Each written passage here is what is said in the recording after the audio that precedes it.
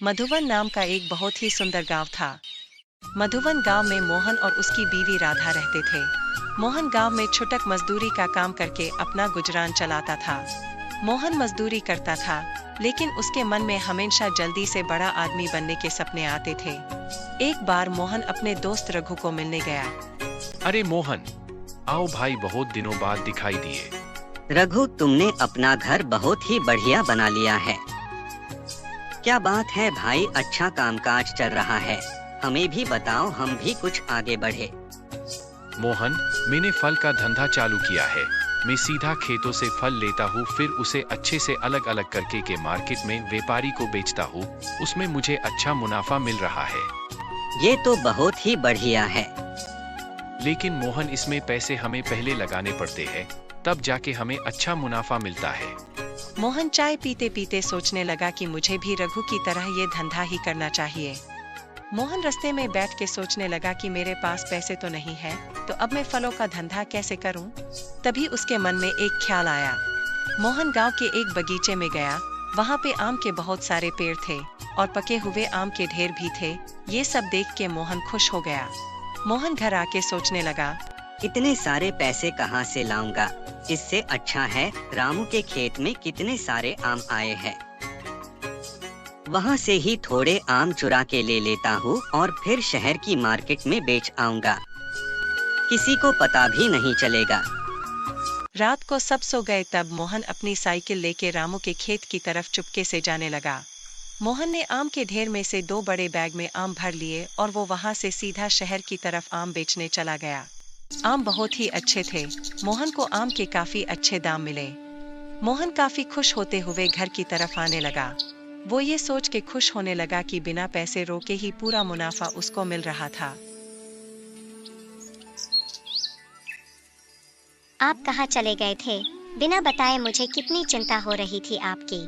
अरे, मैं तुम्हें बताना ही भूल गया कि बाजू के गांव में एक मेरा दोस्त है। वहाँ पे मुझे काम मिला है। गोडाउन में माल भरने का वो काम रात को ही होता है, इसलिए मुझे रात को जाना पड़ेगा और सुबह होते ही मैं लौट आऊंगा। और इस काम के मुझे काफी अच्छे दाम मिल रहे हैं। फिर तो हर रात मोहन रामू के खेत से आम चुरा लेता था और शहर में जाके बेचाता था। इस तरफ रामू परेशान होने लगा था कि उसके खेत में से कोई आम चुरा के लेके जाता है। उसने रात को ध्यान भी रखा, लेकिन चोर पकड़ में नहीं आ रहा था। देखो बेटा, इस तरह से परेशान होने से कोई फायदा नहीं है। तुम चिंता मत करो, मैं कुछ उपाय निकलता हूँ इस चोर को पकड़ने का। फिर रामू के पिता ने गांव वालों से बात की। अरे, आपको पता है मेरे खेत में कुछ आम के पेड़ में जो आम आते हैं वो कुछ दिनों में पक जाने के बाद सोने के हो जाते हैं। ये बात वहाँ से गुजरते हुए मोहन ने सुन ली। अरे, मैंने तो कितने आम मार्केट में बेच दिए। अब मैं आम घर में रखूंगा और बाद में सोने के हो जाए तब बेचूंगा। राधा, ये आम मैं बाहर से लाया हूँ। इसे सूख जाने के बाद में खाने से हमारे शरीर में बहुत फायदा मिलता है। दूसरी तरफ रामू के पिताजी पूरे गांव में देखने के लिए निकले कि किसी ने उनकी बातें सुनकर आम सुखाने रखे हो तो चोरी का पता चल जाए। इतनी देर में रामू के पिताजी ने मोहन के घर पे आम सूखते हुए दिखे। अरे राधा बेटी, ये आम तो बहुत बढ़िया है। कहाँ से लिए तुमने?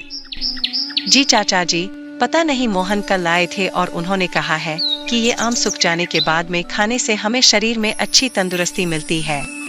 इतनी देर में मोहन भी घर आया। वो रामू के पिताजी को देख घबरा गया। देखो मोहन, मुझे पता चल गया है कि तुमने ही मेरे खेत से आम चुराए हैं। मैंने चोर को पकड़ने के लिए ही ये बात गांव में फैलाई थी कि सूखने के बाद आम सोने के बन जाते हैं। मोहन, मैंने आपसे पूछा तो आपने कहा कि मैं बाजू के गांव में गोडाउन में काम करने जाता हूं। आप चोरी क्यों करने लगे? आप मेहनत करके कमा के मुझे सूखी रोटी भी खिलाएंगे तो भी मैं खुश रहूंगी।